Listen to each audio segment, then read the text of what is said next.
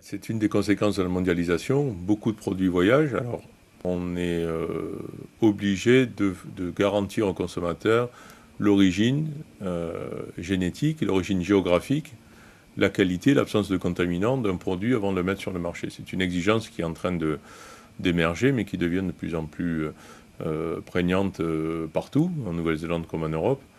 Et c'est important que nous, scientifiques, on ait des solutions simples, relativement peu onéreuses et surtout très fiables pour pouvoir garantir au consommateur l'origine géographique ou l'origine génétique du produit qu'il est en train d'acheter. Notre projet s'appelle Tribiotech, c'est l'application des biotechnologies, des technologies de l'ADN, pour contrôler et suivre la qualité du matériel végétal. On se sert de l'ADN comme de carte d'identité, un peu comme on fait en enquête de forensique, d'enquête policière. On essaie de retrouver la marque génétique de chaque plante à l'aide de marqueurs moléculaires.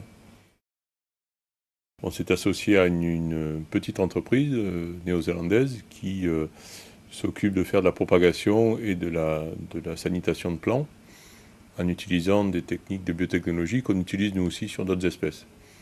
L'idée étant, on est tous les deux à des échelles différentes mais tournés vers l'international. On est tous les deux amenés à contrôler la qualité des plants qu'on délivre à nos partenaires.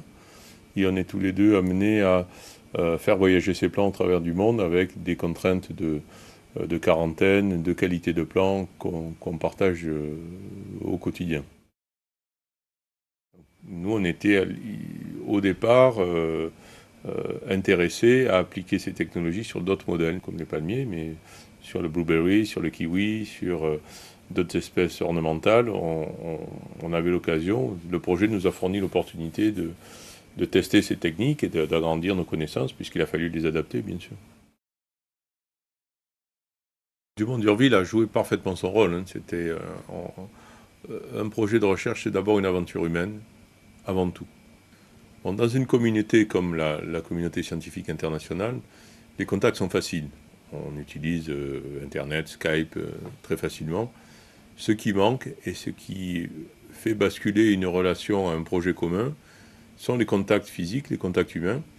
Le fait de travailler ensemble au même endroit pendant une durée suffisante, 2 semaines, 2 fois 2 semaines, c'est une durée suffisante pour aller au bout d'un problème, mettre en place une technique, tester sa faisabilité.